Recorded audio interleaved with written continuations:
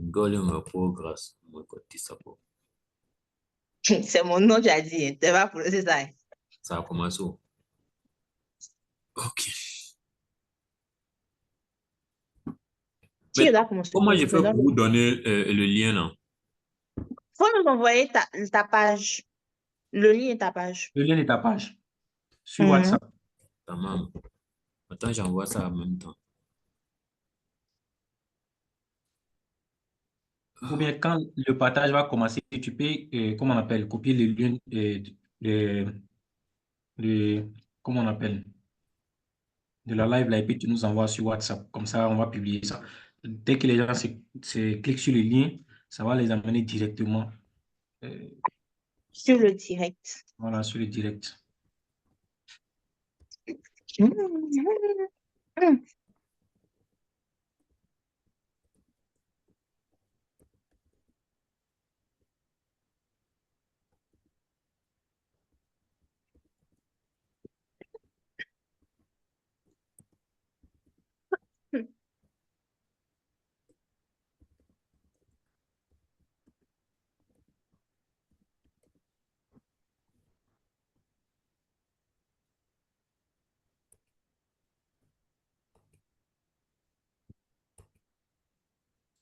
Vous êtes prêts? Non. Ouais, nous sommes prêts. Ok, j'ai lancé.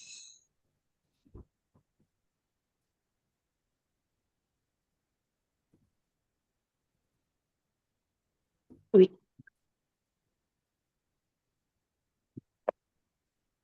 Non, ça va. Non? Ok. Partagez le direct, s'il vous plaît. On met les cœurs. Nous sommes pas, c'est en direct.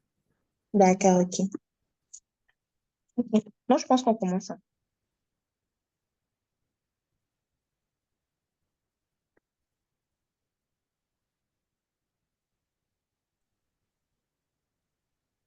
va? On a fini les partages? Oui, oui.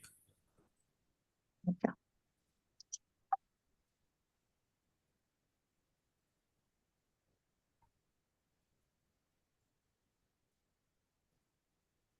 Ok. D'accord. Bonsoir et bonjour à tous, dépendamment de l'heure à laquelle vous allez nous prendre en cours de route. Je vous souhaite la bienvenue aujourd'hui à notre première émission du Café de la Mentalité, qui est une nouvelle émission de conscientisation de la jeunesse africaine et de toute personne à travers le monde. Aujourd'hui, notre premier sujet va porter sur un pays en particulier, c'est-à-dire la Turquie. Nous parlerons précisément des bourses en Turquie. Est-ce un mythe ou une réalité? Et aujourd'hui, nous avons parmi nous le président des étudiants ivoiriens résidant en Turquie, Monsieur Fana Karamoko, qui va nous partager avec nous son expérience, qui va nous partager avec nous les difficultés et tous les avantages qu'il y a des différentes bourses qu'il y a en Turquie. Donc, je vais donner la parole à Monsieur Fana Karamoko, qui va se présenter. Bonsoir tout le monde, j'espère que vous allez bien. Euh, je m'appelle Fofana Karamoko, le président de l'Association des élèves et étudiants ivoiriens résidant en Turquie. Je tenais d'abord à féliciter Moine Academy pour cette belle initiative qui vise à promouvoir voilà, plein de belles choses, à motiver la jeunesse, à essayer voilà, d'aborder les thèmes très importants tels que la mentalité et le développement personnel. Et je vous dis également merci de m'avoir invité, puisque voilà, le Café de la Mentalité, c'est un nouveau programme qui vient d'être initié par la structure Mind Academy. Et vraiment, c'est un grand honneur pour moi d'être le premier invité à ce programme-là. Donc, pour cela, je vous dis un grand merci pour la considération que vous portez envers ma personne.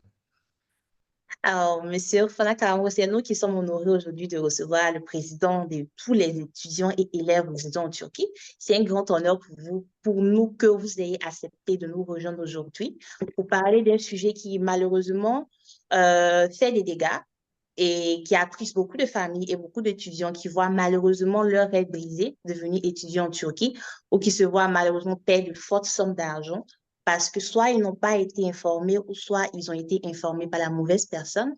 Alors, Monsieur Fana Karamoukon, pouvez-vous déjà nous parler de ce que c'est que la Turquie déjà, où se situe la Turquie et des différentes opportunités que nous avons en tant qu'étudiants ivoiriens ou si on veut aller continuer nos études en Turquie? Bien.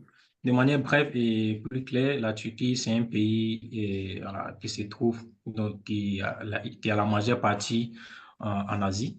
Et on peut dire que c'est un pays qui se situe entre l'Europe et l'Asie.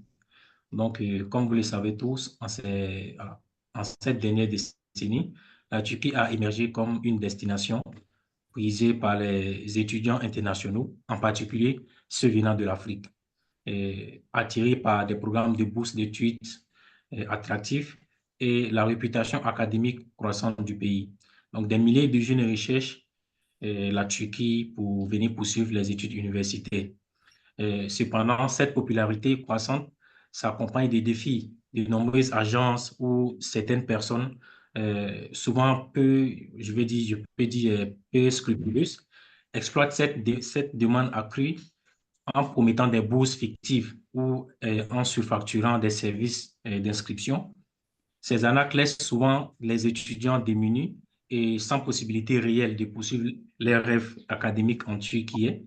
Donc, ainsi, bien qu'il existe il y a réellement des bourses, voilà, mais il faut sensibiliser les gens, il faut essayer voilà, d'apporter des bonnes informations afin que les gens puissent distinguer le mythe de la réalité pour éviter les pièges. Donc, si vous me le permettez, j'aimerais un peu donner plus de détails sur les différents types de bourses en Turquie. Voilà, donc, effectivement, la Turquie offre des bourses d'études. Donc, il y a d'abord, en première position, il y a la bourse du gouvernement turc qu'on appelle Türkiye Bursları. Donc, Mhm. cette bourse est offerte elle est offerte par le gouvernement turc chaque année. Donc, cette bourse est complète et voilà, est octroyée à des étudiants internationaux provenant de divers pays, voilà, que ce soit l'Afrique ou que ce soit les pays du Moyen-Orient ou, voilà, ou l'Asie. Donc, ce programme vise à renforcer les liens culturels et académiques entre la Turquie et le reste du monde. Donc, j'aimerais donner un peu de caractéristiques, voilà, les caractéristiques de cette bourse-là qu'on appelle Türkiye Bursları, voilà, Oui, les bourses du président. gouvernement turc. D'abord, cette bourse est complète. Voilà, cette bourse c'est une bourse entièrement financée par l'État turc qui couvre les frais de scolarité, l'hébergement, une assurance de santé, les billets d'avion. Et cette bourse inclut également une allocation mensuelle. À chaque mois, on vous donne une petite somme pour que vous puissiez essayer de subvenir à vos besoins personnels, mis à part la scolarité et l'hébergement. Donc, il y a aussi ce bourse, voilà, c'est aussi une bourse qui est variée. Donc, les bourses sont offertes par des programmes de premier cycle, de deuxième cycle, master et de doctorat, ainsi que ainsi que pour des choses, pour des recherches postdoctorales. Donc, il y a aussi une autre caractéristique qui est la diversité des étudiants. Chaque année, des milliers d'étudiants de toutes les régions du monde sont sélectionnés pour étudier dans les universités turques. C'est un programme très compétitif avec une large portée internationale. On a aussi le côté de la langue. Bien sûr, lorsque vous venez en Turquie, voilà, on prend une année entière afin de pouvoir apprendre la langue turque. Cependant, il y a d'autres personnes qui étudient, qui ont l'opportunité d'étudier les filières en anglais ou en turc ou aussi dans d'autres langues. Voilà, si la structure ou le gouvernement turc leur donne l'opportunité de pouvoir étudier dans ces langues-là. Donc, cette bourse aussi a un processus de sélection. Voilà, donc, la sélection pour ces bourses est très rigoureuse et basée sur des critères académiques. des lettres de motivation et parfois des entretiens.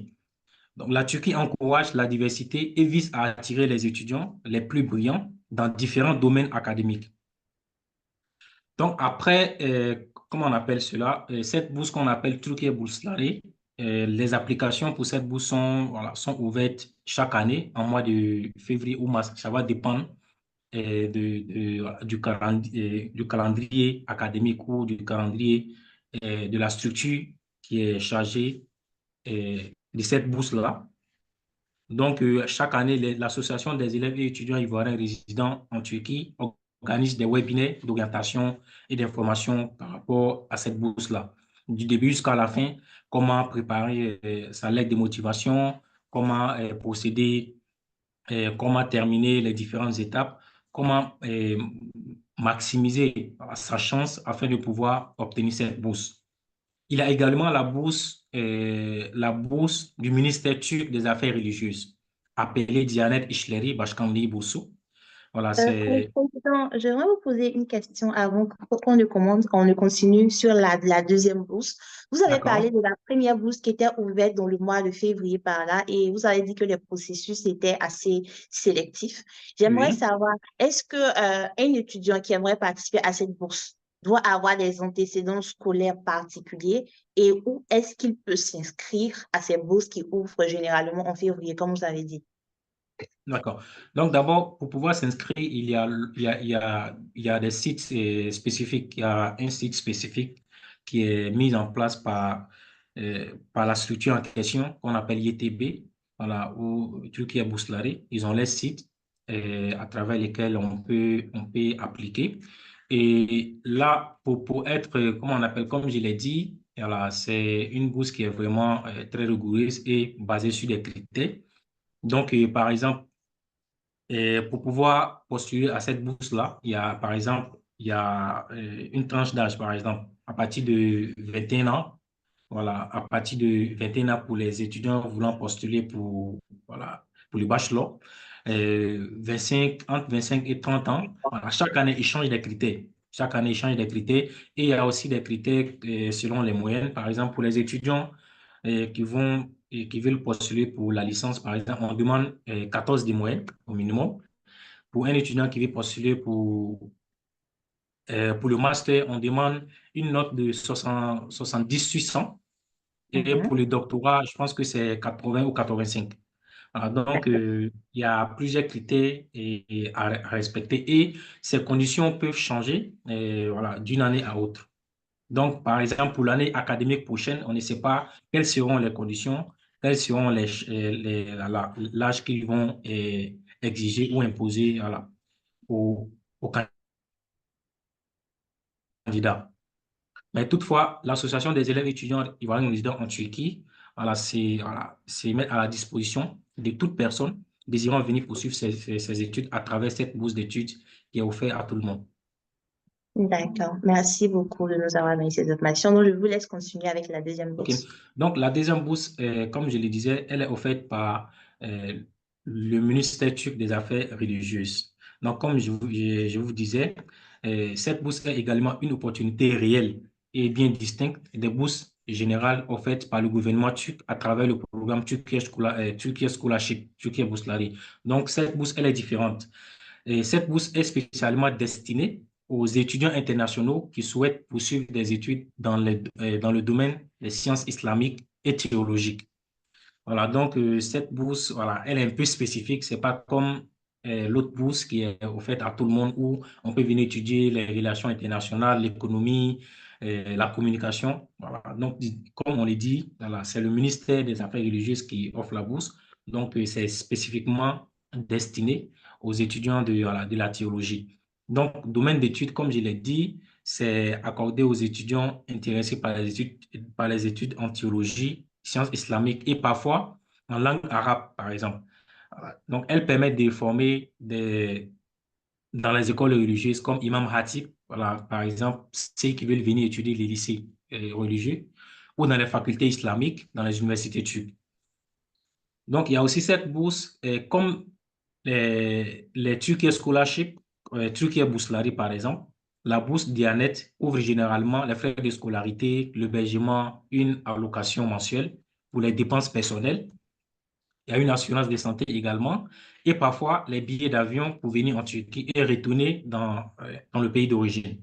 Donc, Ouais. niveau d'études, pour pouvoir étudier, pour pouvoir bénéficier de cette bourse-là, voilà, par exemple, elle est proposée aux étudiants des différents niveaux académiques, notamment pour les lycées, comme je l'avais dit tout à l'heure, le premier cycle universitaire, la licence, ainsi que les études de master et de doctorat dans, dans le domaine des sciences religieuses. Donc, la sélection des candidats, c'est le processus, comment on appelle, le processus de sélection est basé sur les résultats académiques, la motivation pour étudier les sciences islamiques et parfois un entretien. Les étudiants doivent aussi montrer un intérêt particulier pour les domaines religieux et être prêts à présenter les valeurs islamiques dans leur communauté. Donc, c'est un peu, comment on appelle, une personne qui veut venir étudier d'autres filières n'a pas assez de chances voilà, pour comment on appelle, pour cette bourse-là. Donc, enseignement de la langue, comment on appelle, cette bourse aussi, la plupart des étudiants voilà, qui sont bénéficiaires de cette bourse étudient les filières en langue turque, obligatoirement. Voilà, Ouais, je vois que obligatoirement. la langue turque revient assez pour les deux bourses. Pouvez-vous nous Oui, partager votre expérience aussi qui concerne l'apprentissage de la langue turque? Parce que langue turque. généralement, c'est pas une langue que nous avons chez nous comme l'anglais, l'espagnol, l'allemand, Bien que sûr. nous apprenons Ouais. généralement à l'école, nous les Ivoiriens. C'est une La langue langue assez turque est une étrangère langue pour nous. D'accord. La langue turque est une langue qui est très différente. Elle a une structure différente de celle de la langue française ou l'anglais. Par exemple, quand on commence une phrase en français, par exemple, la compréhension commence à partir du début, mais la langue turque, tu ne peux pas comprendre une phrase sans la terminer. Donc, ça fatigue beaucoup les francophones et les anglophones quand ils viennent nouvellement pour apprendre la langue turque. Mais avec le temps, on s'adapte. En tout cas, c'est une langue, c'est une langue riche, mais à la fois compliquée. Voilà, c'est une langue qui est très compliquée, avec une structure très différente. Donc, la langue même pose une barrière pour certains. Euh, Ils abandonnent en fait. Il y a certaines personnes qui abandonnent en cours de chemin. Et bon, ils se retrouvent même à chercher des filières en anglais ou en français. Donc, c'est une langue qui n'est pas vraiment du tout facile et on n'est pas adapté à cela pour les études universitaires. Oui, je vois. Le français aussi est considéré aussi comme l'une des langues les plus compliquées. Donc, je suppose que c'est dû à la différence de structure qui rend cette langue assez complexe. Mais est-ce qu'il y a l'opportunité de pouvoir étudier facilement en français et en anglais en Turquie? Est-ce Ou- que, j'ai pas- hum, je n'ai pas compris cette est-ce question. qu'on peut étudier dans la langue française et dans la langue anglaise sur le territoire turc? Bien sûr, bien sûr, bien sûr, il y a des universités. Par exemple, à Marmara, comme ça, dans mon université, il y a des départements en français comme la science politique et les relations internationales. Et même en master, par exemple, il y a une filière qu'on peut faire en français. Et en anglais également. Alors, en anglais, il y a pratiquement, on peut dire, toutes les filières, que ce soit la communication, que ce soit les relations internationales, que ce soit l'économie. Et il y a plusieurs universités qui offrent cette opportunité d'étudier dans d'autres langues. Ouais, je vois. OK. C'est assez bien. Maintenant, est-ce qu'à part les deux langues, les deux bourses que vous avez citées, il y en a d'autres encore? Bien sûr, bien sûr. Il y a, en dehors des programmes Türkiye Bursları, Bourse de Turquie et Diyanet İşleri Başkanlığı, ministère des Affaires religieuses, il existe d'autres types de bourses en Turquie offertes par diverses institutions et organisations. Voici quelques-unes des principales options que je vais citer maintenant. Il y a les bourses des universités turques individuelles. Voilà, donc certaines universités turques offrent leurs propres bourses indépendamment des programmes gouvernementaux. Ces bourses peuvent être basées sur les performances académiques ou être conçues pour attirer des étudiants internationaux dans des programmes spécifiques. Donc, chaque université a ses critères et son processus de sélection. Voilà, comme voilà, les deux autres bourses. Donc, exemple d'université offrant des bourses, par exemple, il y a Université de Coach, Coach Université C. Il y a Sabanji Université C, qui est l'université de Sabanji. Il y a Boğaziçi Université C, il y a Bilkent Université C et l'Université d'Istanbul. Donc, ce sont des universités. Voilà. Il y a plusieurs universités, mais les universités qui sont connues dans, voilà, euh, dans ce domaine-là, voilà un peu. Il y a Koç Université C, Sabancı Université C, Boğaziçi Université C. Je pense que c'est l'occasion aussi pour toute personne désirant avoir plus d'informations sur ces bourses de ces universités. Ils peuvent aller sur les sites Internet, checker et voir comment ça se passe. Voilà. D'accord, je vois. Donc, Donc, pour postuler, les candidats doivent, et généralement, les candidats postulent auprès des universités. Donc, ces bourses couvrent souvent une partie ou la totalité des frais de scolarité. Mais certaines peuvent aussi inclure une aide financière pour les frais de subsistance. Les critères sont basés sur le dossier académique, comme je l'ai dit, et parfois sur des lettres de motivation ou des entretiens. Ça dépend. Donc, par exemple, il y a certaines universités qui vont se baser beaucoup sur la réussite académique. Si, par exemple, tu as plus, il y a une personne qui a voilà, une bonne moyenne, qui travaille bien, qui a vraiment, voilà, qui aime vraiment l'école, donc ces universités offrent des opportunités à ces étudiants-là. Donc, à part ces universités-là, il y a des bourses offertes par des fondations privées. Voilà, donc en Turquie, plusieurs fondations, comme vous le savez, voilà, plusieurs fondations philanthropiques, voilà, je vais dire, et organisations non gouvernementales offrent des bourses pour soutenir les étudiants internationaux. Ces bourses sont souvent attribuées aux étudiants exceptionnels et à ceux qui ont un intérêt particulier dans certains domaines, comme les sciences, l'ingénierie, les arts ou les études sociales. Donc, exemple de fondation, par exemple, il y a une fondation qu'on appelle Wehbi Coach. Elle offre des bourses pour des étudiants universitaires dans plusieurs domaines. Il y a la fondation de Sabanji, qui ont l'université qui est Sabanji Université ici, par exemple. Il y a la fondation Sabanji qui soutient les étudiants exceptionnels à l'université Sabanji et dans d'autres établissements. Il y a aussi fondation, comment on appelle, Tubicat. Tubicat. Tubicat, c'est une fondation. Voilà, Tubicat, c'est le Conseil turc de la recherche scientifique et technologique. Donc, elle offre des bourses aux étudiants en master et en doctorat uniquement, notamment dans les domaines des sciences et de la technologie. Voilà, parce que c'est une fondation qui fait la promotion de la technologie. Alors, donc, là-bas, les étudiants, généralement, qui sont dans les domaines scientifiques, peuvent postuler pour ces genres de bourses, en fait. Donc, comment ça se passe, par exemple, pour pouvoir bénéficier de ces bourses? Les étudiants doivent généralement soumettre un dossier de candidature comprenant leur relevé des notes. Voilà, leur relevé des notes, des lettres de recommandation et parfois un projet ou une déclaration personnelle. Donc, chaque fondation a ses propres critères et calendrier de candidature. Donc, la plupart du temps, je pense que le vice-président Barry faisait beaucoup de publications par rapport à certaines fondations, à certaines universités, en fait. Donc, D'accord. il y a plusieurs types de bourses. Il y a bourses de coopération bilatérale. Certains pays ont des accords bilatéraux avec la Turquie où ils échangent des opportunités d'études euh, pour les étudiants. Donc, ces bourses sont souvent offertes dans le cadre de partenariats diplomatiques et académiques entre la Turquie et les autres nations.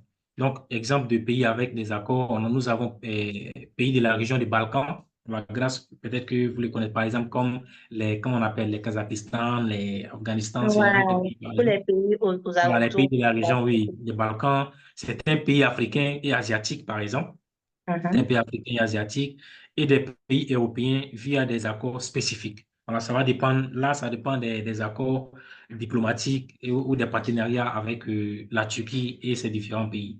Donc, comment ça se passe dans ce cadre-là? Les étudiants doivent passer par les ministères ou agences d'éducation de leur pays d'origine pour accéder à ces bourses. Les critères varient, mais ils incluent souvent un excellent dossier académique et des recommandations officielles. Donc, après, il y a des bourses Erasmus. Il y a également la bourse Erasmus. Ça se passe au sein des universités et les étudiants qui souhaitent effectuer un échange d'études en Turquie. Par exemple, disons que tu es à l'université et tu as fait, comment on appelle, tu as fait 2 ans, voilà, 2 ans d'études, 2 ans dans ta faculté et tu voudrais, par exemple, continuer en Allemagne ou bien, par exemple, disons, en France. Donc, pour une transition, voilà, de ton université, par exemple, en Allemagne, il y a un examen qui est organisé par ton université et c'est généralement des tests de langue. Ça peut être en anglais. Par exemple, si tu optes pour la France, ils vont te tester en français. Si tu optes pour l'Allemagne, ils vont te tester en allemand. Si c'est un pays anglophone, ils vont te tester en anglais. Donc, après, par exemple, après l'examen, ils vont aussi également prendre en compte ta note. Généralement, on prend généralement les étudiants qui ont plus de 2,50 ou voilà, 3 sur 4. Donc, il y a également les bourses, voilà, les bourses de recherche. Voilà. Et il existe des bourses spécifiques pour les chercheurs et les étudiants en doctorat, notamment celles offertes par des organisations telles que Tobicat, Tobitat, comme je l'ai dit. Et d'autres, ouais, c'est compliqué à prononcer. Et d'autres Ouais. organismes de recherche. Ces bourses visent à attirer des chercheurs étrangers pour mener des projets en Turquie dans divers domaines scientifiques. Voilà, donc voilà un peu, de façon bref, les différentes bourses qui sont réelles et comment on appelle, les conditions, les critères voilà, de sélection, ainsi de suite. D'accord. Pour ceux qui nous prennent en route, je tiens à préciser qu'aujourd'hui, comme premier invité, nous avons le président des étudiants et élèves résidents en Turquie qui a décidé de nous entretenir sur le thème des bourses en Turquie, mythe ou réalité. Déjà, merci. Nous avons remarqué qu'il y a déjà une pléthore de bourses en Turquie et que ce soit pour les personnes qui résident déjà sur le continent asiatique ou les personnes qui sont en Afrique ou dans d'autres pays. Maintenant, selon vous, malgré toutes ces bourses qui sont disponibles, toutes ces personnes qui ont accès à ces bourses, d'où vient le problème des étudiants qui rencontrent maintenant? C'est-à-dire que beaucoup d'étudiants se plaignent sur les arnaques des bourses en Turquie. Selon D'accord. vous, d'où vient ce problème? D'accord. D'abord, j'aimerais noter quelque chose.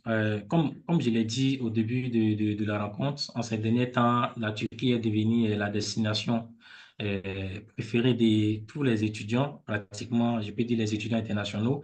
Et quand on fait l'analyse, voilà, selon les statistiques, la plupart, on peut dire 95% de ces étudiants, voilà, étudient sans bourse, étudient par les propres moyens. Voilà, Ouais. cela ne veut pas dire qu'il voilà, et il n'y a pas, voilà, disons que bon, c'est pas facile voilà, voilà, d'avoir ces bourses-là. Voilà, donc, mais il faut faire aussi beaucoup attention à des agences. Donc, d'abord, je pense que la première des choses ici, c'est quoi? C'est le manque d'information. C'est le manque de bonnes informations. Voilà. Donc, comment, par exemple, je pense que ce sont les associations ou bien les organisations étrangères qui sont en Turquie ici, qui doivent essayer de mener plus de sensibilisation, plus de séances d'orientation, afin de pouvoir fournir les bonnes informations à leurs compatriotes. Donc, d'abord, il y a un manque d'information. Ça, c'est la première des choses. Deuxième, à mon avis, il y a tellement que les gens veulent, il y a cette, comment on appelle, il y a cette volonté-là, volonté aveugle de forcément venir étudier à l'étranger ou bien forcément venir étudier en Turquie.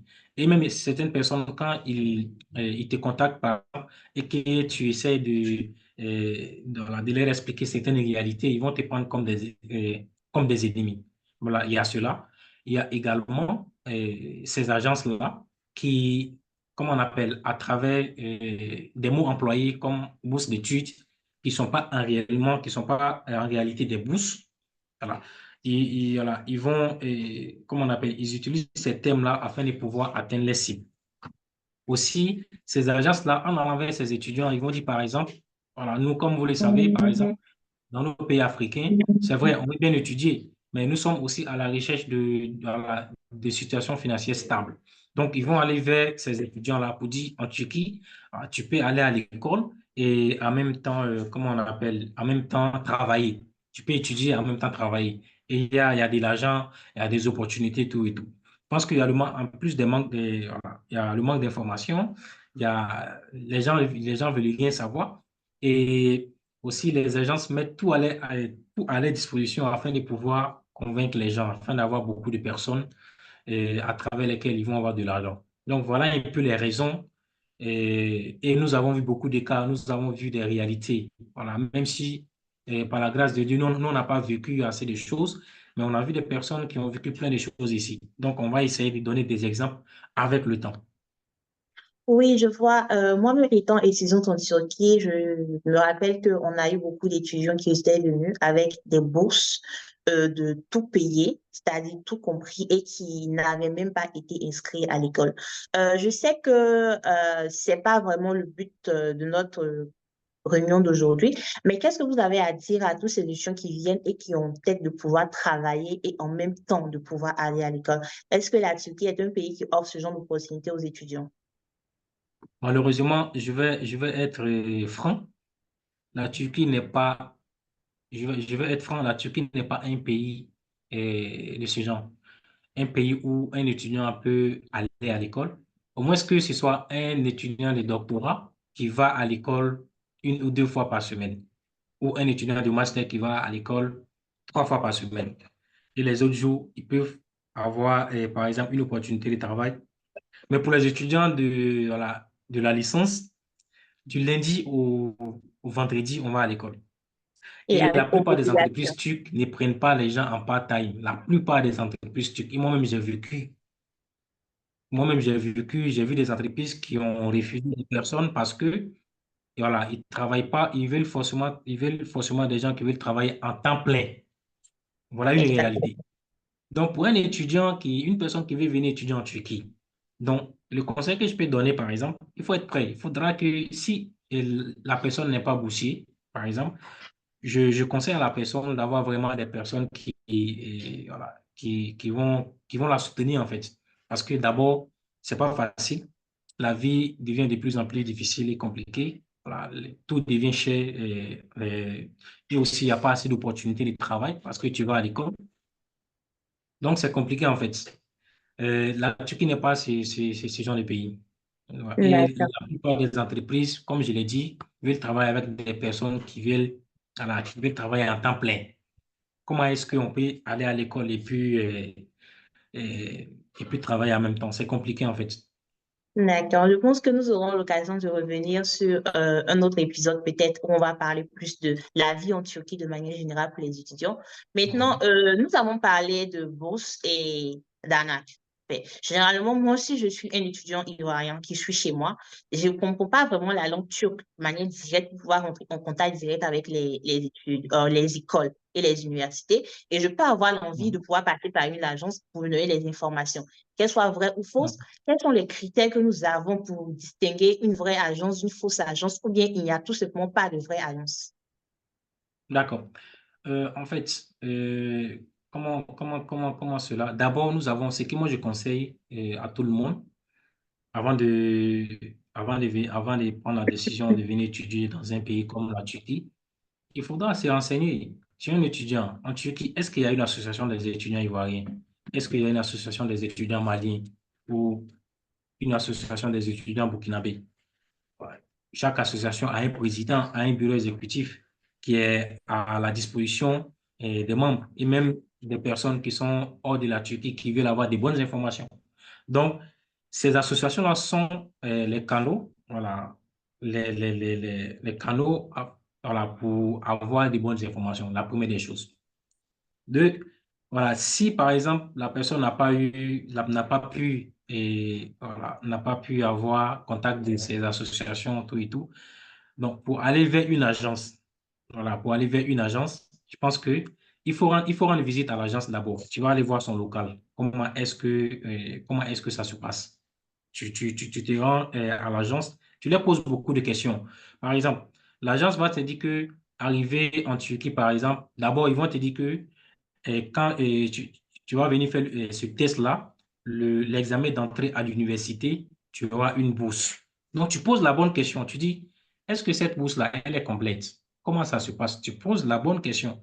Parce que moi, en 2022, il y a une personne qui m'avait contacté comme ça depuis la Côte d'Ivoire. Et je ne vais pas donner le nom de l'agence ici parce que notre objectif, c'est juste sensibiliser les gens. On n'est pas venu pour dénoncer voilà, une agence et autres parce que bon, c'est les business. et chercher l'argent, et à la base, c'est pas mal. Mais quand vous voulez faire votre travail, il faut que ce soit avec des bonnes informations. Donc, la fille, elle m'a contacté et elle m'a demandé ainsi que, bon, il y a telle agence qui organise un examen, qui dit que c'est un test d'entrée à l'université. Et voilà, une fois réussi l'examen, arrivé en Turquie, donc la scolarité sera prise en charge, l'hébergement, tout et tout. Il dit, faut bien te renseigner. Il faut rendre visite à l'agence. Essaye de poser des bonnes questions. Et effectivement, lorsque la personne a effectué le déplacement pour pouvoir bien se renseigner, elle a trouvé que voilà, en réalité, ce n'était pas une bourse d'études. Ce n'était pas une bourse d'études. Et c'est juste des accords entre l'agence et l'université et ils vont dire par exemple qu'on va donner 50% de bourse ou bien 70%. Ce n'est que des moyens pour attirer les gens en fait. Sinon, en vrai, à part les différentes institutions, les différents organismes que j'ai mentionnés tout à Mhm. l'heure, la plupart des agences et tout, c'est pour avoir de l'argent. C'est pour avoir de l'argent. Voilà. Et ils vont passer par tous les moyens. Soit ils vont utiliser les thèmes de bourse d'études, et ils vont dire, il y a travail en Turquie, il y a beaucoup d'opportunités. Et il y a certains étudiants même qui se retrouvent dans d'autres filières. C'est pas dans la filière de leur choix. D'autres ont voulu venir faire marketing, ils se sont retrouvés en sociologie.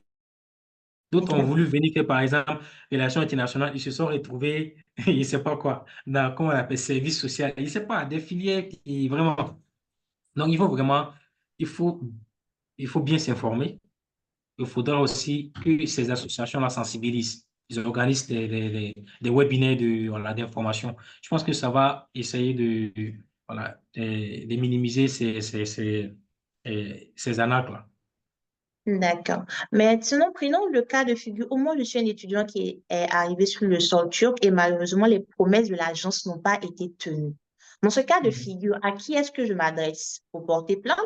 Est-ce qu'il y a des organismes, soit du côté de la Turquie, soit du côté de la Côte d'Ivoire, avec qui je peux parler pour régler ce problème-là au cas où il y a eu, il y a eu des problèmes, au fait, une fois que je suis arrivée sur le territoire? Bon, d'abord, je pense que voilà, il faudra contacter le président de l'association, essayer de lui expliquer le cas, même si lui, il peut pas, comment on appelle, il peut pas s'impliquer dans l'affaire voilà, entièrement parce que quand ça a commencé, je ne sais pas quelles étaient les conditions, qu'est-ce que voilà, vous vous êtes dit dès le départ, mais lorsque moi, j'essaie de comprendre votre version, j'essaie aussi à travers le contact de l'agence, je peux contacter l'agence. Je contacte l'agence et j'essaie d'échanger avec l'agence. Bon, il y a des agences, même moi, j'ai vécu des cas où l'agence n'a pas répondu à mes messages. Et j'ai essayé de les menacer. Mais après, bon, ils m'ont dit de ne plus les contacter. Et ces étudiants étaient obligés de faire recours à d'autres moyens afin de pouvoir avoir titre de séjour. Donc, en vérité, c'est un peu compliqué. Je pense que à travers le président les présidents des différentes associations, et ces associations peuvent essayer de toucher l'ambassade, et l'ambassade, à son tour, va passer par les ministères des Affaires étrangères afin de pouvoir dénoncer ces agences-là. Je pense que c'est le seul moyen. Je Voilà, parce vois. que c'est compliqué. Comment on va même si on se plaint, bon, on va voir la police turque, c'est des procédures qui vont te faire dépenser en fait. Donc, je pense que en passant par l'association à son tour va informer l'ambassade et l'ambassade va, à travers le ministère, essayer de toucher, voilà, essayer de fournir des bonnes informations afin de dénoncer ces agences-là. Je pense que c'est la solution idéale. Mais jusqu'à présent, on n'a pas encore trouvé des solutions concrètes. Comment est-ce que ça? Parce qu'on a vu des personnes qui ont été arnaquées, en fait. Ils ont pris 3 millions, ils ont pris 2 millions de gens. On n'a pas eu de suite. Et même quand tu les contactes, ces personnes-là, ils vont essayer de conjuguer, ils vont se justifier, ils vont dire, j'ai fait ceci, j'ai fait cela. Bon, c'est compliqué, c'est des histoires qui ne finissent pas, en fait. Donc, on ne sait pas finalement quoi faire. Mais je pense qu'on doit sensibiliser, on doit fournir des bonnes informations, on doit contacter les gens. Voilà, ces programmes de ces gens-là, on doit essayer de multiplier ces gens de programmes. Donc, par ricochet, je salue en même temps Mind Academy vraiment pour voilà, ces genres d'initiatives et j'espère que ça sera une continuité. Oui, je pense que la chose la plus facile serait déjà de plus parler, de plus sensibiliser. Donc, plus d'émissions de ce genre seraient très bienvenues. Mais je pense aussi que du côté des étudiants qui viennent et qui sont dans ce genre de problème-là, j'ai eu des cas où des étudiants même essayaient déjà même de protéger aussi les bourreaux et dans l'espoir qu'en ne parlant pas, ils aient peut-être Mhm. une partie de leur argent ou un remboursement intégral. Et même des personnes qui ont été arnaquées, qui n'ont aucune structure à laisser d'autres personnes aussi se faire arnaquer. Donc, je pense que les étudiants aussi qui auront ce genre de problème aussi ne doivent pas se taire et ils doivent aussi parler. Parce qu'une victime qui parle est plus écoutée qu'une personne qui essaye d'aider. Donc, je pense que de ce côté-là, ce serait aussi bien aux étudiants qui ont été déjà victimes de ce genre de truc de dénoncer aussi les structures qui sont chargées de ça. OK. Est-ce que vous avez d'autres expériences à nous partager avec ces agences en fait, que vous avez vécues? Par exemple, lorsqu'un étudiant est venu et qu'il a reçu ce genre de problème, en fait, bon, c'est vrai que l'agence ne pourra pas faire quelque chose. L'étudiant aussi est venu. Généralement, ils viennent avec presque toutes leurs économies. L'étudiant n'a pas d'inscription. Déjà, tu as juste à 3 mois avant de pouvoir faire ton permis de séjour. Et dans Mhm. le cas contraire, tu seras obligé de quitter le territoire. Dans ce cas-là, est-ce Mhm. que vous, en tant que président des étudiants des élèves étudiants résidents en Turquie, vous apportez une aide ou bien vous dirigez ces étudiants-là avec une autre structure pour pouvoir les aider à pouvoir assurer le charge au quotidien? Ouais. En fait, comme on l'a dit, ces agences-là, il n'y a pas que des agences malhonnêtes, il y a aussi des personnes, des grands frères que nous connaissons qui aussi envoient des étudiants, ici par exemple. Et donc, la plupart du temps, quand les étudiants viennent vers moi avec ce genre de problèmes, d'abord, j'essaie de voir parmi les, comment on appelle, j'essaie de voir à travers mes bases de données, voir s'il y a des universités qui sont ouvertes, par exemple. Donc, si je sais que je peux aider la personne directement, je le fais. Dans le cas contraire, on essaie de trouver des solutions avec d'autres personnes, avec des aînés, et qui allaient tout essayer d'apporter les soutiens. Voilà, c'est un peu ça. Je pense que, par exemple, il y a beaucoup d'exemples. D'autres sont venus, par exemple, et ils se sont vus abandonnés par l'agence. L'agence même ne les a même pas aidés. Et dans les procédures voilà, du titre de séjour, ils ont fait l'inscription à l'université, tout et tout, mais l'agence les a laissés seuls. Donc, ils ont été abandonnés. C'est l'association des étudiants à travers les délégués de section ou même le président lui-même ou bien à travers un membre du bureau, voilà, qui essaie d'orienter ces étudiants-là. Voilà, soit pour trouver une admission voilà, dans un centre de langue afin qu'ils puissent avoir le titre de séjour ou dans une autre université. Mais la plupart du temps, ces personnes-là nous contactent lorsque voilà, ils sont arrivés à un point où il n'y a pas de solution adéquate, où il n'y a pas de solution concrète. Et là, Oui, ces personnes se retrouvent contraintes de rentrer au pays, rentrer au malheureusement. pays afin d'obtenir un nouveau visa. Donc, OK. vraiment, c'est compliqué parfois. Ouais. Ouais, c'est vraiment très compliqué. Je pense qu'il y a aussi Monsieur Koulibaly Abdoulaye qui est là avec nous, qui a aussi eu assez d'expérience avec ces agences. Je pense qu'il peut nous partager aussi son expérience.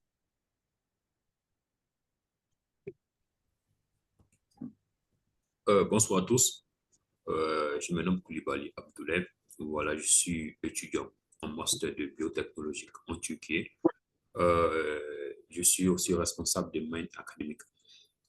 Aujourd'hui, nous parlons d'un sujet important parce que nous sommes d'abord des dévancés, mais aussi responsables d'associations. Donc, nous traversons beaucoup de difficultés et nous recevons parfois des étudiants dans des conditions vraiment pathétiques. Voilà. Et concernant les agences de voyage, la seule chose que je souhaiterais dire que la plupart de ces agences sont des arnaqueurs. Voilà. Une agence qui vous parle clairement, qui ne vous parle pas de poste d'études, qui ne vous parle pas des conditions de travail et autres. Si c'est une affaire qui s'est passée entre deux personnes dans toute sincérité, là, nous ne pouvons pas dire grand chose. Mais malheureusement, tous ces agents savent qu'avec ces domaines, ça ne peut pas passer. Donc, ils feront des promesses comme la prise en charge totale de votre scolarité, ou bien à 70%, 90%, mais aussi la prise en charge du logement et autres. Il faut savoir que tout ça, c'est faux.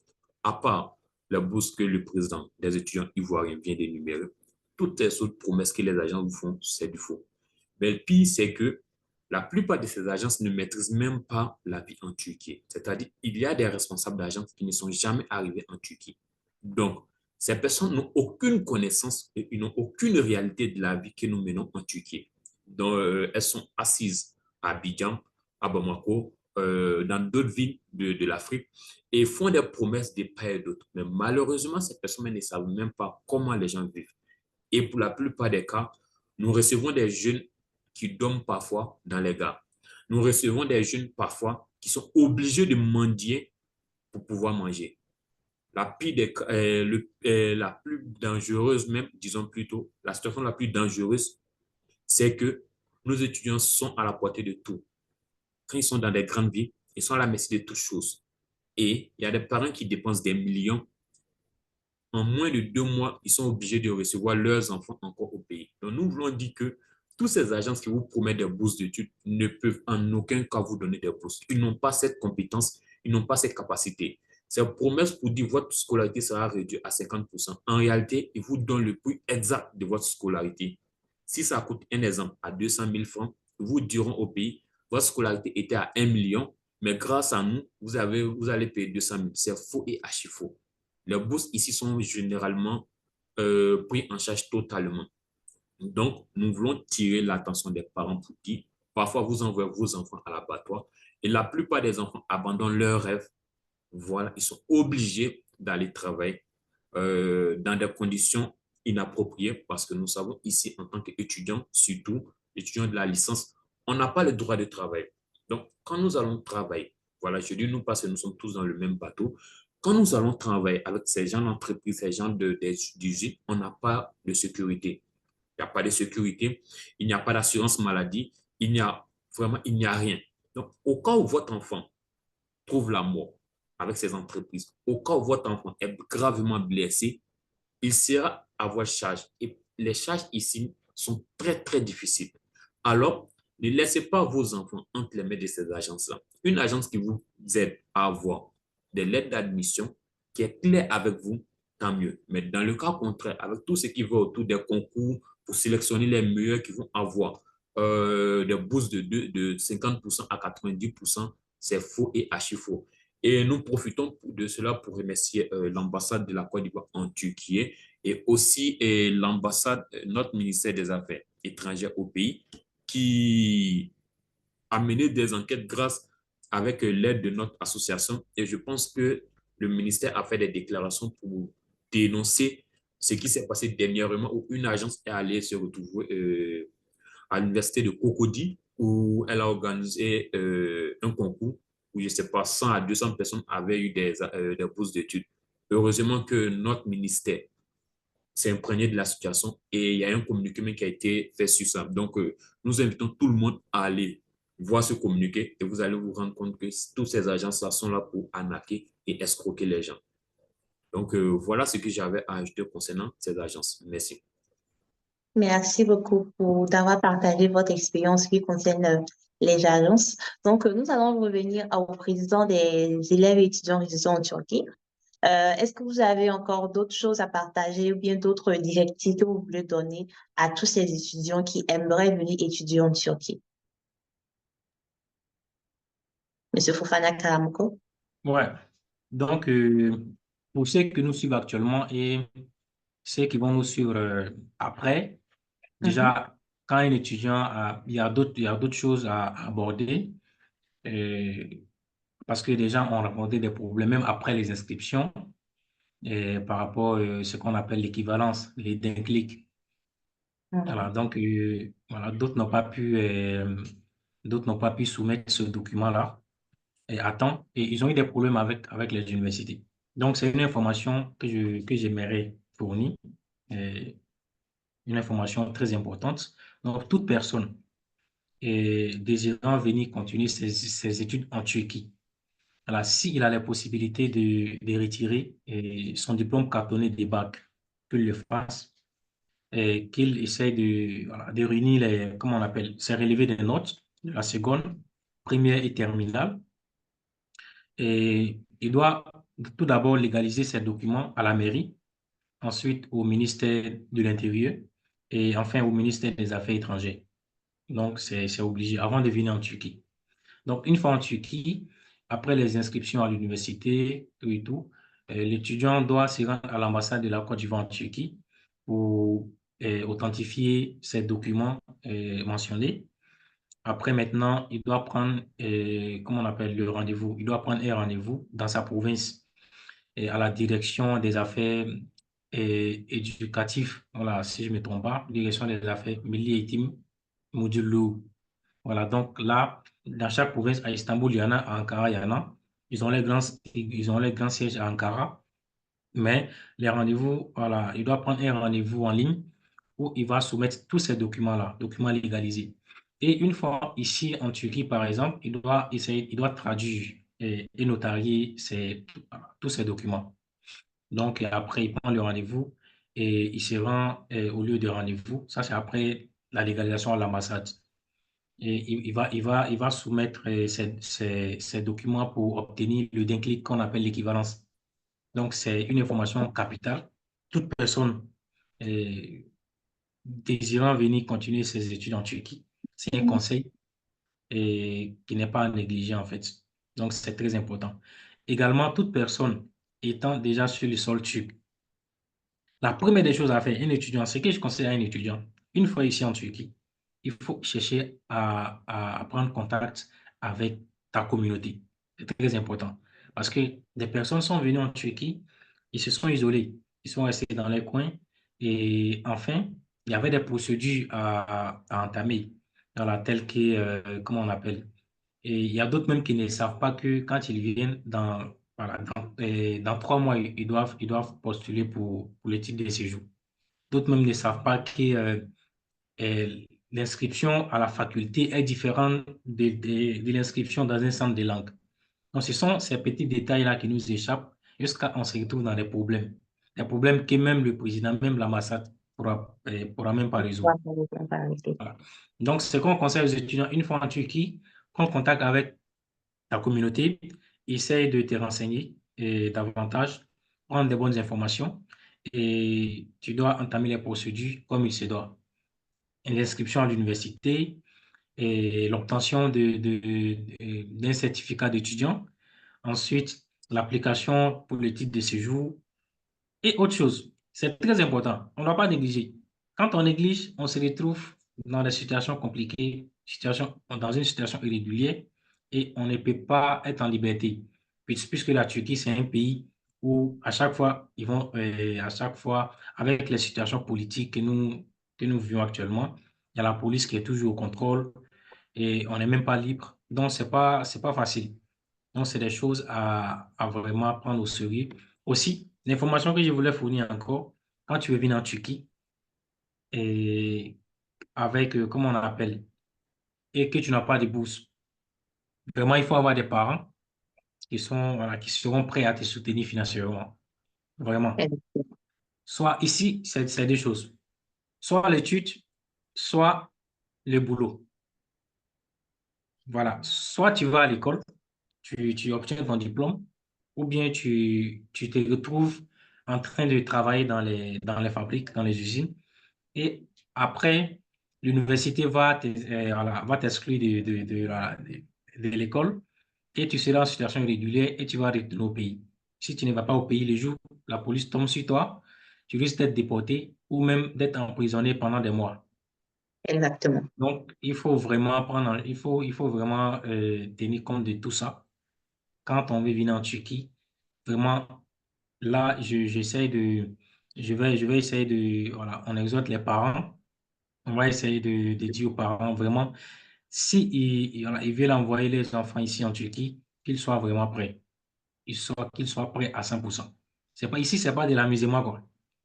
Voilà, on sait pourquoi on le dit, parce qu'on a vécu. Voilà, donc, voilà un Exactement. peu certaines informations capitales que je voulais fournir. Et je pense qu'au fur et à mesure, j'aurai des idées à apporter. Merci beaucoup. Exactement. Merci beaucoup pour tous ces éclaircissements et pour toutes ces informations que malheureusement, on n'a pas forcément sur Internet, on n'a pas forcément ça sur les réseaux sociaux et c'est pas toutes les personnes même qui ont la bonne volonté de pouvoir nous aider qui peuvent tout le temps nous donner les bonnes informations au bon moment. Merci beaucoup pour tous ces précieux conseils que vous avez partagés, Monsieur le Président. Est-ce que nous avons à l'antenne Monsieur Koulibaly Abdoulaye? J'aimerais bien que vous nous parliez aujourd'hui de la structure qui a décidé de nous accueillir. D'accord, merci beaucoup pour cette opportunité. Avant de parler de la structure, je souhaiterais aussi inviter les parents pour leur dire, lorsque vous envoyez vos enfants en Turquie, c'est vrai que les visas l'obtention des visas en Turquie sont très faciles, ce qui fait que beaucoup de personnes essaient de passer par la Turquie. Mais il y a une erreur que nous commettons, c'est que beaucoup viennent en Turquie dans l'idée de partir dans d'autres pays. Et à peine ils arrivent en Turquie, ils veulent faire déjà se lancer dans d'autres demandes de visa pour aller peut-être en France et autres. Ça ne marche pas ainsi parce que vous êtes venu en tant qu'étudiant en Turquie. Donc, lorsque vous n'avez aucun diplôme, vous n'avez rien obtenu et que vous voulez demander déjà un visa pour aller dans un autre pays, c'est très difficile pour vous d'avoir ce visa. Donc ça, les parents qui font venir leurs enfants en Turquie dans l'espoir de les faire partir facilement dans d'autres pays de l'Europe, voilà, je vous dis déjà, c'est peine perdue, ça ne marche pas comme ça. Il faut que l'enfant obtienne peut-être un diplôme en Turquie avant de demander d'aller dans un autre pays. Ça, c'est un premier point. Un deuxième point aussi, les parents qui envoient leurs enfants en Turquie dans l'espoir pour dire qu'ils peuvent travailler et continuer les études, comme l'a dit le président, c'est impossible. Compte tenu du programme, en Turquie, on mise beaucoup sur la licence. Donc, les étudiants de la licence, on mise beaucoup sur eux, donc ils n'ont pas de temps. Si votre enfant vient dans l'espoir de travailler et de se prendre en charge en licence, vous allez vraiment empêcher l'enfant d'évoluer dans ses études. Donc, mieux vaut rester au pays pour continuer que de venir ici dans l'espoir de faire le travail et les études parce que ça ne peut pas aller au niveau de la licence. Même niveau master, parfois il y a des difficultés. Comme je l'ai dit, soit vous abandonnez les études, soit vous concentrez. Donc les parents doivent suivre qu'ils peuvent vraiment prendre en charge leurs enfants avant de les envoyer en Turquie. Je répète, il est facile d'avoir le visa pour venir en Turquie, mais la vie en Turquie est compliquée. Par contre, dans d'autres pays, il est difficile d'avoir le visa, mais arrivé là-bas, parfois, le système vous permet de pouvoir travailler et d'aller à l'école, à l'université, disons. Donc, il faut vraiment faire attention à cela. Pour parler de Mind Academic, c'est une structure de formation, voilà, un changement de mentalité. Nous sommes basés sur la mentalité et nous touchons aussi le domaine de l'entrepreneuriat, le développement personnel, la prise de parole en public et tout ce qui va avec. Parce que pour nous, seule la mentalité fera de nous les grands entrepreneurs. Seule la mentalité fera de nous des grands leaders politiques. Seule la bonne mentalité fera de nous des leaders de demain. Donc, nous formons dans ce domaine, mais nous mettons l'accent sur la mentalité et nous voulons avoir des entrepreneurs, des hommes politiques, des leaders de demain qui pensent à la population, qui pensent à la jeunesse, qui pensent à tout ce qui les entoure. Donc, Mind Academic, c'est une structure qui forme dans tous ces domaines, mais nous avons aussi des formations spécialisées sur la mentalité, comme la confiance en soi, la connaissance de soi, la gestion humaine, la gestion d'équipe. Donc, c'est tout un ensemble de programmes que nous mettons à la disposition des apprenants. Et notre particularité, c'est que la formation s'est faite par des faits pratiques, par des réalités, et non pas dans des livres de 100 ans, 50 ans, mais plutôt par des faits réels. Et l'apprenant est formé en tant que formateur pour qu'il puisse aussi relayer, parce que notre mission à nous, c'est de transformer notre continent à travers la mentalité et la non-violence. Donc, l'apprenant est formé dans des modules, mais en même temps, il est préparé à être formateur en mentalité dans les prochaines années. Donc, voilà plus ou moins présenter la structure Mind Academic et ce que nous faisons en général. Donc, nous aurons plus d'opportunités parce que ça ne sera pas notre première émission, ni la dernière. Ça sera une continuité. Nous aurons le temps de parler de plusieurs sujets et j'espère qu'ensemble, nous pourrons changer notre continent et faire évoluer les choses de la meilleure des façons.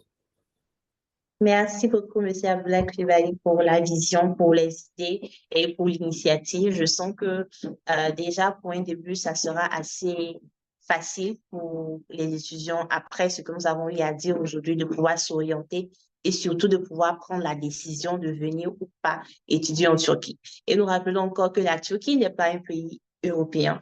Les règles et les systèmes sont assez différents. Malheureusement ou heureusement, c'est un pays qui maintenant est nouvellement connu dans le système ivoirien. Beaucoup d'étudiants viennent étudier ici, les études sont bonnes, le système est bien. Un étudiant qui veut étudier et qui surtout a les moyens de pouvoir s'occuper de ses études et de pouvoir s'occuper de sa vie en Turquie. Donc, nous allons revenir à Monsieur le Président. Nous avons déjà fait 1 heure de temps. Est-ce qu'il a des derniers conseils ou un mot de fin qu'il aimerait partager avec nos spectateurs? Ouais, pour terminer, j'aimerais encore itérer mes remerciements les plus sincères à l'équipe Mind Academy pour tout ce qu'elle fait pour la jeunesse africaine. Et son fondateur est à la base le commissaire au compte de notre association. Et par passage, je lui dis un grand merci pour tout ce pour tout ce qu'il a fait pour notre association. Depuis son arrivée en Turquie, les formations sur différents thèmes, et ses services, vraiment, ses services et ses efforts infinis pour l'association, vraiment, on n'a pas de mots suffisants. On n'a pas de mots suffisants pour lui dire merci. Merci à Mind Academy. Merci également à notre modératrice, Grace Dibi, pour son professionnalisme, ainsi pour toutes ces questions pertinentes qui nous ont permis à mieux expliquer les choses et à donner des bonnes informations. Donc, sur ce, encore une fois, merci à Mind Academy. Et comme je l'ai dit, je suis très fier et honoré d'être le premier invité de ce beau programme intitulé Le Café de la mentalité. Et j'espère que ça ne sera pas la dernière fois. On attend également d'autres programmes avec impatience. Merci, merci énormément. Alors, le merci à vous, Président, d'avoir laissé votre temps et votre énergie à accorder cela aux autres, franchement. On dit tout ce qu'on donne, cela nous revient et j'espère que cela vous reviendra encore et encore, 100 fois plus que ce que vous avez donné. C'est nous qui sommes honorés de vous recevoir ce soir.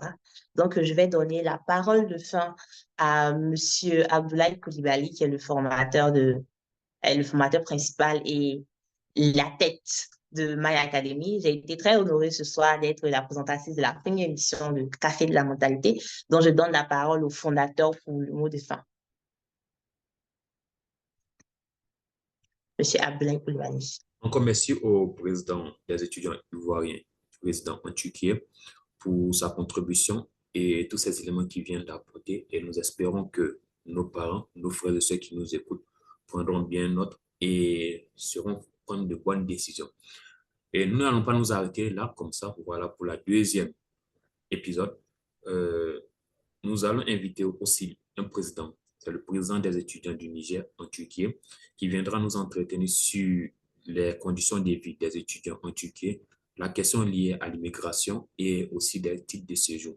Donc, avec lui, nous allons vraiment débattre de cela afin que tout le monde puisse se préparer. Comme l'a dit le président, qu'est-ce qu'il faut payer avant d'arriver en Turquie?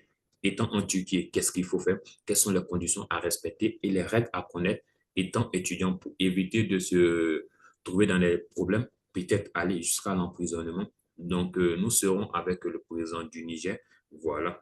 Pas le président du pays Niger, mais plutôt des étudiants voilà, du Niger en Turquie. Donc, nous vous donnons rendez-vous à la semaine prochaine pour nous entretenir avec le président des étudiants du Niger.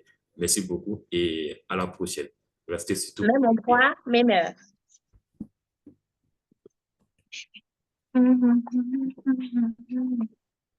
Il faut arrêter le direct.